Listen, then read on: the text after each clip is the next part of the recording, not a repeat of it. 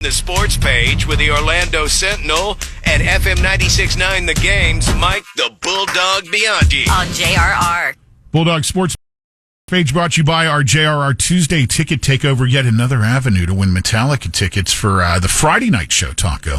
Yes, very simple. All you do is, if you're not following us yet on Instagram, please do. It's at 1011 WJRR. A post will go up, and hey, you could win some Metallica tickets. And they're going to pick multiple people I always like to point that out. That post is actually up right now at 1011 WJRR. If you want to swing by it at any point today and do as instructed, you'll be in the running to win those tickets. Now, Bulldog, I hate to be presumptuous here, but I have a feeling as much as it's going to pain you, you may have to dish out how'd that taste to your Oklahoma women's softball team. Yeah, the curse of Taco Bob is what it is. Come on, hit him with it. Hit him with it. Taco Bob predicted Oklahoma was going to win their 5th straight national championship. Of course, he always picks the favorite. Well, guess what? Texas Tech, fueled by NIL money, beat the Oklahoma Sooners last night 3-2 in the Women's College World Series.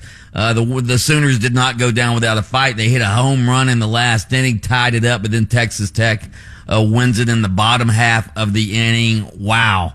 Texas Tech, what a story they are. They've got this booster up at Texas Tech. What is it? Cody Campbell's his name. He's like this billionaire natural gas baron in Texas. He went to Texas Tech, lettered in football there. He's a billionaire. He is pumping all sorts of money into the Texas Tech athletic program, including the softball program. Their star player, their pitcher, a transfer from Canada, Najuri Kennedy, a transfer from Stanford, Najuri Kennedy, $1 million NIL deal for 1 season this year. That's how we do it. She's pitched every pitch in the College World Series, and she's the major reason why they are playing for the national championship against Texas. And watch, I'm going to tell you guys this. Texas Tech's football program, because of this Cody Campbell guy, signed the #1 transfer portal class in the country. Watch out for them in college football this year. They could compete for the national championship in college football as well. So that's what NIL does. I guess we're not going to get a how'd that taste. Yeah, how'd that taste? Oh, that was not very aggressive. Not very emphatic. Hey, got a question for you boys. What? You know how I only know bits and pieces. I'm sure you know that, dog. We but picked up on that, yeah. Pat knows that. It's bits and pieces. Yeah. So what is it with this FBI investigating baseball or NIL or something like that? You heard anything about it? FBI investigating baseball? Go ahead and Google that, and you'll have a story in a couple days. Breaking news Bob. That's my other name. Do you know anything about that, Lynch? No, I'm assuming one of his sports circle buddies put this in their group text, and Bob has picked up on it. Nope, wasn't a group text. I was watching a little sports action. Right. What about over in college baseball, Bulldog? Well, the major story in the state is Gator baseball coach Kevin O'Sullivan. I don't know if you guys saw the viral profane rant over the weekend. So the Gators were playing in a regional up in coastal Carolina, and the previous night's game between East Carolina and whoever they were playing went late, so they pushed the game the morning game back an hour because East Carolina finished like past midnight, and Kevin O'Sullivan just went on this F this, F that rant that was caught on video, of course.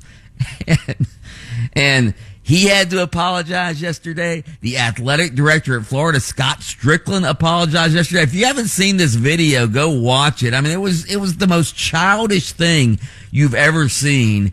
And Kevin O'Sullivan should be ashamed of him. The Coastal Carolina coach just ripped him a new one after the game. So that was. Meanwhile, Miami moves on to a super regional along with Florida State. That's right. Miami and Florida State both in the super regional. Of course, the Gators didn't make it, which is probably why Kevin O'Sullivan is such a jerk. But yeah, so good for Florida State and Miami. By the way, Wouldn't you like to see Florida State finally win a College World Series? That'd They be couldn't nice. do it all those years under Mike Martin. Yeah. Remember, I think he went to the College World Series 17 times and never won. So it would be great for Link Jarrett, the new Florida State baseball coach, to win a national title for the Seminoles. Hey, Bulldog, I thought, since we're waiting on the start of the championship rounds for hockey and basketball, this morning might be a good spot where I could bring this up. And I do not mean to blindside you or put you on the spot with this. I got a question for you. Have you watched the Dale Earnhardt 4-part documentary on Amazon Prime yet?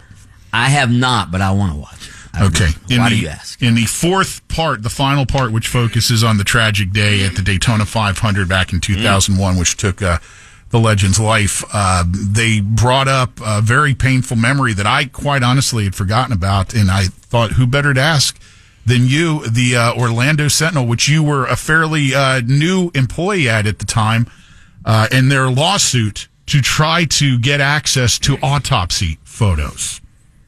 Absolutely. I remember that. In fact, I wrote an obituary on Ed Hinton, the legendary former Sentinel NASCAR rider who died a few months ago. Go read it. I went into all of what happened back then. The Sentinel did a 6-month investigation before Dale Earnhardt died, leading up to that Daytona 500 on NASCAR had just totally dropped the ball on safety in their sport. 3 drivers in the previous months had died on the track, including Adam Petty, the grandson of Richard Petty, who was going to be a great, great driver. And the Sentinel did this investigation led by Ed Hinton. And, NASCAR pushed back, said Hinton was full of crap, said the Sentinel was full of crap. Their facts were all wrong. And then what happens? Dale Earnhardt dies at the Daytona 500, and boom. Just like that, the scenario changed. Yes, the Sentinel did request the autopsy photos, and the propaganda out there back then was, the Sentinel wants to print these autopsy photos. That was never the intention of what the Sentinel was trying to do. In fact, the Sentinel got the autopsy photos. They had a settlement with Teresa Earnhardt. They got the autopsy photos. The reason they wanted to get the autopsy photos was because they wanted to show the photos to an independent medical expert at Duke who could look at the photos and explain why Dale Earnhardt died, because the Sentinel did not trust NASCAR. All right. And the guy looked at the photos, and yes, Dale Earnhardt died of the same basilar skull fracture that Adam Petty and the other drivers had died from. And guess what? NASCAR immediately changed its stance, and a driver has not died on the track ever since. So anybody who wants to portray the Sentinel as this, gruesome trying to print the photos, that was never the intention. The Sentinel, in my opinion, along with Dale Earnhardt's death, is the reason NASCAR is a much safer sport today. All right. Well, that's why I wanted to throw it squarely into your court to have a comment on it. And boy, did you. Wowzers. He is Mike the Bulldog Bianchi, host of Open Mic, weekday mornings on adjacent to us, AM 740 and FM 96.9 The Game. He takes time out of his show each morning to join us here for the sports page on JRR. By the way, happy birthday today to the soul and funk master Curtis Mayfield. Oh! Oh!